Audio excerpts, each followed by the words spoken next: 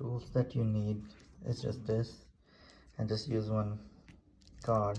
I just use a scissor to cut these pieces. So let's lock it first. So these are two pieces. So now this is locked. Now you can use this tool, put it right here, and then just do this,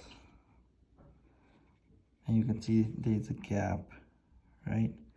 So in this gap you can use that card.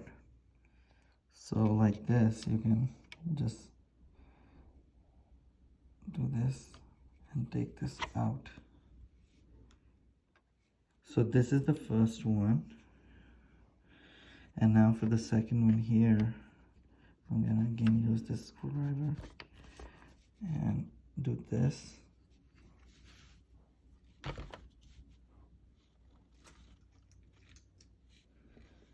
And again you can add this thing. So this is the final look after you put all the these pieces in.